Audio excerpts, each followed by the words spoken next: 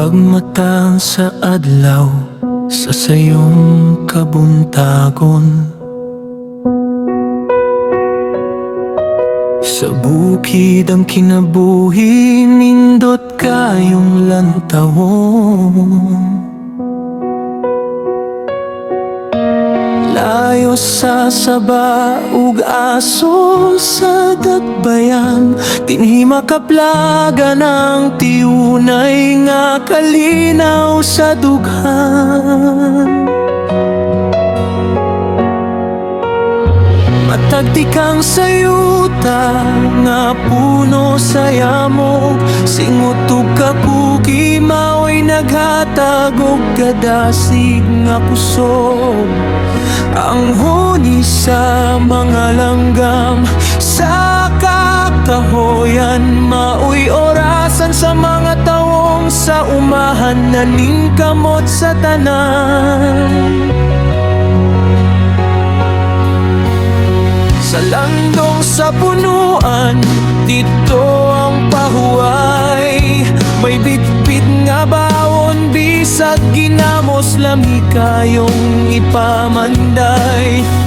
Bisan og ang init sa adlaw, hapit na mo pasok, ug naong tubig sa sapa, kasing-kasing makapahupay sa kaguol ug kaguol sa duso.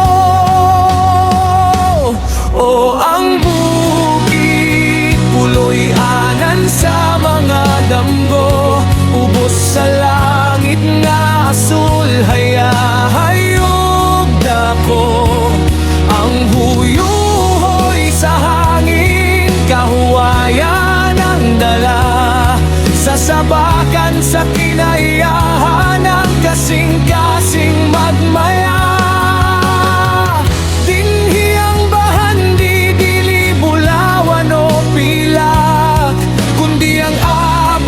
Sayutang agiatiman sa dakong gugma ug kadasig nga lakat.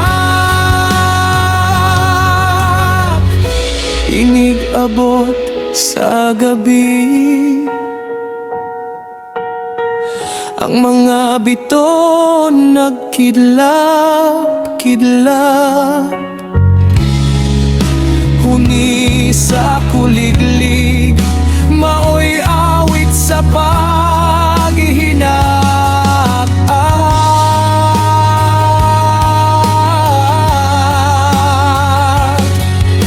Walay habog nga building nga makababag sa pananaw, hayagang bulan sa umahan, kasing-kasing mo pahiyog sa kamingaw. O ang puloy anan sa mga damgo, ubos sa langit nga asul, hayahayog dako. Ang huyuhoy sa hangin, kahuwayan ang dala, sasabakan sa kinaiyahan ang kasing-kasing magmaya.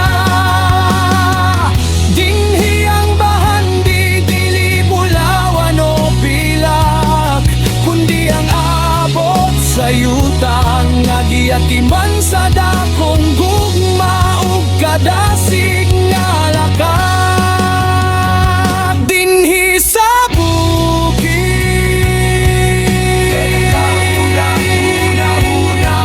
Sa dako sayutang, dinhi ako pahulay sa dapit nga ako.